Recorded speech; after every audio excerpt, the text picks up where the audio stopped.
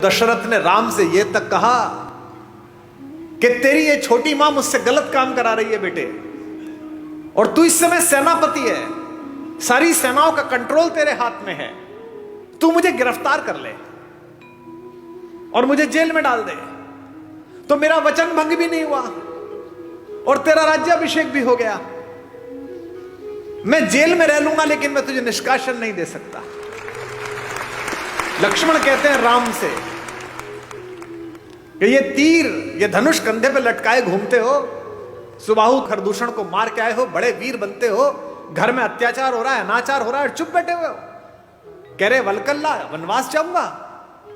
मैंने कैसे भाई की पूजा की, कैसे नायक हो। जब तुम कहते हो मेरे बड़े भैया कि मैं अत्याचार सहन नहीं करूंगा, तो अत्याचार तो यही हो रहा है घर में, तो तीर उठाते क्यों नहीं हो। राम ने कितनी अद्भुत बात कही। राम कहते किस पर तीर उठाऊं।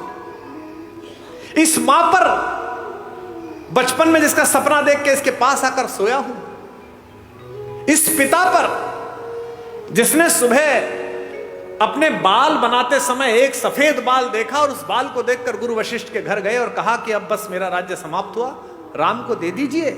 या इस भरत पर पाप भी जिसकी सोच की सीमा के बाहर खड़ा होकर प्रणाम करता है कि यहां नहीं जा सकता। किस पर तीर चलाने के लिए बोलता है, बता। राम कहते हैं कि बता मुझे, मैं किसको मारकर पातक लूं, इन तीनों में से किसे मार दूं। और आज समस्या क्या है, मुझे माफ करेंगी हमारी भाभियां, रात को टीवी पे क्या देख रहे हो, एक घर में 3 बहुएं हैं, पूरी रात षड्यंत्र चल रहा है।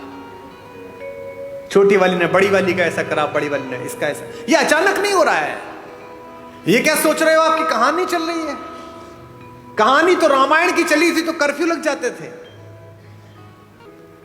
तुम्हारे हीरे मोती जा चुके, तुम्हारी विद्या जा चुकी, तुम्हारी सारी तकनीक जा चुकी, तुम्हारे लड़के जा चुके, सब जा चुके। तुम्हारे पास एक चीज बची है जिसे छीनने के लिए पागल है पश्चिम, और वो चीज है तुम्हारा परिवार, तुम्हारे संस्कार। अब इस पर डाका डालने की कोशिश है। कोई सीरीज देख लो, उसके 40 मिनट में एक बलात्कार होगा, एक हत्या होगी, एक संस्कृति और कला के ऊपर, भारतीय दर्शन के ऊपर गंदी गंदी गालियां होंगी। ये क्या है, ये धीमे धीमे आपके घरों तक जहर पहुंचाया जा रहा है। क्या दिखाया जा रहा है आपके सीरियल में, एक लड़का है घर में, वो लड़का चरित्रहीन भी है, वो जिससे उसका विवाह हुआ उसके बाद भी किसी से प्रेम में है, वो जिससे प्रेम हुआ उसके बाद तीसरे से भी किसी से प्रेम में है, उस परिवार की दोनों महिलाएं उससे विवाह कर चुकी हैं। आप में से किसी ने ऐसा घर कहीं देखा है? ये भारत के घर नहीं है, एक परिवार में भी ये संस्कार नहीं, लेकिन ये डालने की कोशिश की जा रही है कि ये सही है। राम को त्रैलोक्य में सौंदर्य के पहले 5-10 नाम में आने वाली रावण की अनित्य सुंदरी बहन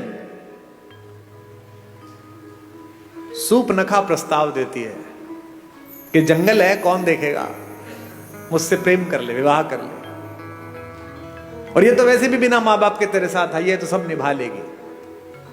राम कहते हैं माता मेरा विवाह हो चुका। लक्ष्मण से कहती है, लक्ष्मण भी यही करते हैं। गुस्से में सीता को हानि पहुंचाने की कोशिश करती है और ऐसे में अस्त्र उठता है और उसकी नाक पर चोट लग जाती है, जो रावण के गुस्से का कारण बनी है। ये राम है जो जंगल में भी मिले हुए इस अश्लील, अशालीन, असंस्कारी, अपारिवारिक अवसर को ठुकरा देते हैं। और एक रावण है जो पंचकन्याओं में पूजित माता मंदोदरी का पति होने के बावजूद भी सिर्फ इतना सुनकर कि जंगल में 2 लोग घूम रहे हैं, उनकी बीवी बहुत अच्छी है, उसके पीछे लग जाता है। इसीलिए उसके कुल वंश का नाश होता है, सारी पीढ़ियां ध्वस्त हो जाती हैं, सब लोग समाप्त हो जाते हैं। मैं केवल ये सोचता हूं कि अगर मेरे बोलने से 10 लोग, 20 लोग, 50 लोग, 100 लोग भी गुणात्मक परिवर्तन जीवन में हो जाए तो बढ़िया बात हो जाएगी। एक सज्जन ने मुझे चिट्ठी लिख कर दी, ऐसे ही जैसे ये चिट्ठी आई है। कि साहब वो मैं कल आया था, आपने राम और भरत के प्रेम के विषय में बताया, और मेरे सगे भाई साहब जो है वह हिम्मतनगर गुजरात में रहते हैं, और मेरा उनसे 25-30 साल से संपत्ति विवाद चल रहा है। ना मैं उनके बच्चों की शादी में गया, ना वो मेरे शादी में आए। पर कल रात सुन के मैं बहुत रोया। अब कल जब आपका कार्यक्रम समाप्त हो जाएगा तो मैंने दोनों बेटों को, बहुओं को लेकर मैं जा रहा हूं हिम्मतनगर, और संपत्ति के और अदालत के सारे कागज लेकर उनके चरणों में रख दूंगा और कह दूंगा, भैया जो आप जाने करिए, बस मुझे माफ कर दीजिए, मुझे चरणों में स्थान दीजिए। मुझे लगता है कि यही आपका पारिश्रमिक है, यही आपका प्रतिफल है। जिस समय आप दूसरे में ईश्वर देखना प्रारंभ कर देंगे, उस समय ईर्ष्या, कुंठा, बेईमानी, दुष्टताएं सबका विलोप हो जाएगा। और ये पृथ्वी इसीलिए बची हुई है अभी तक भी कि इसमें अच्छे लोगों का प्रतिशत ज्यादा है, बुरे लोगों का प्रतिशत कम है। हमारे एक शायर का शेर है कि दुनिया नफरतों की आखिरी स्टेज पर है, इलाज इसका मोहब्बत के सिवा कुछ भी नहीं। ये दोनों भाई थे, यूक्रेन और रूस, एक दूसरे के खून के प्यासे हैं, निरपराध लोगों को मार रहे हैं। और मरवा कौन रहा है? वो बाहर बैठा हुआ एक आदमी, वो यूक्रेन से कह रहा, तो चिंता मत करना, हथियार कितने में मिलेंगे तू जारी रख। ऐसे बहुत लोग मिलेंगे आपके परिवार में बाहर खड़े हुए, जो आपके बच्चों को, आपकी बेटियों को, आपके बेटों को आपको सिखाएंगे कि घर में लड़ाई है, जारी रख, मैं तेरे साथ खड़ा हूं। वो अपने साथ खड़े, आपके साथ नहीं खड़े हुए। जो भी व्यक्ति ऐसी बात करता मिले कि चिंता मत करना, मैं तेरे साथ खड़ा हूं, अपने भाई के खिलाफ हो जा, बहन के खिलाफ हो जा, मां के खिलाफ हो जा, समझना कि वो आपके साथ नहीं खड़ा है। क्योंकि जो आपके साथ खड़ा है वो कह रहा है कोई बात नहीं, थोड़ा नुकसान फायदा चलता रहता है। राम से सब छिना लेकिन सब मिला। इसीलिए मैं बार बार अपने सत्र में एक बात कहता हूं, महत्वाकांक्षा खूब रखिए, लालच शून्य रखिए। ये जो आपके पास है, इसे जब तक पर्याप्त मानते रहोगे तब तक खुश रहोगे। जिस दिन दूसरे के पास जो है उसको प्राप्त करने की कोशिश करोगे, उस दिन कष्ट में आ जाओगे। टेलीविजन पर क्या विज्ञापन आ रहा है? ये दो भाई बहन बैठे हैं, ये एक मामा जी बैठे, एक माता बैठी है। इनमें प्रेम की क्या कमी है भैया? 2 शताब्दी से ज्यादा का प्रेम है दोनों का एक दूसरे से, भैया बहन का। हमको क्या सिखाया जा रहा है? रक्षाबंधन से 5 दिन पहले एक डायमंड की कंपनी आती है, वो कहती है इस रक्षाबंधन बहन को ये हीरा दे दो। हमको क्या सिखाया जा रहा है करवा चौथ पर? ये डायमंड दे दो। यहां तक कि घर में हम कौन सा कुकर खरीदे, इस पर भी प्रेम। जो बीवी से करे प्यार, वो इस फला कुकर से कैसे करे इनकार?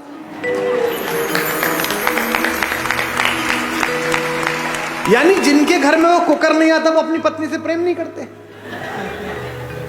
मेरे घर में शुरू में कुकर नहीं था, तो मेरे पिता ने मेरी मां से प्रेम नहीं किया। कैसी मूर्खतापूर्ण बात है। साधनों से अगर प्रेम होता, अगर साधन प्रेम का प्रतीक होते, तो राम पिछड़ जाते, रावण जीत जाता।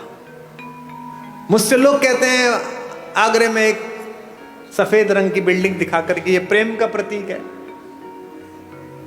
इसे प्रेम का प्रतीक बताते हो? ये प्रेम का प्रतीक है? अरे प्रेम का सबसे बड़ा प्रतीक तो समुद्र के नीचे इकट्ठे हुए वो पत्थर है, जिन पर मेरा राम चल कर गया।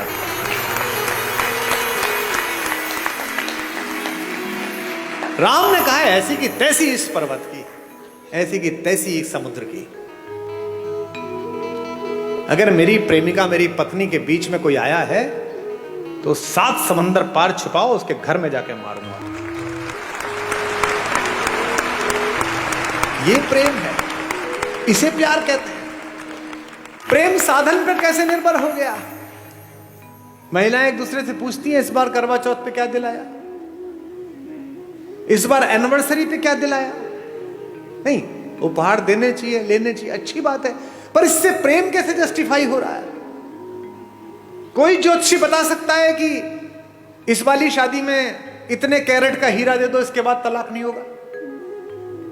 बता सकता है? नहीं बता सकता।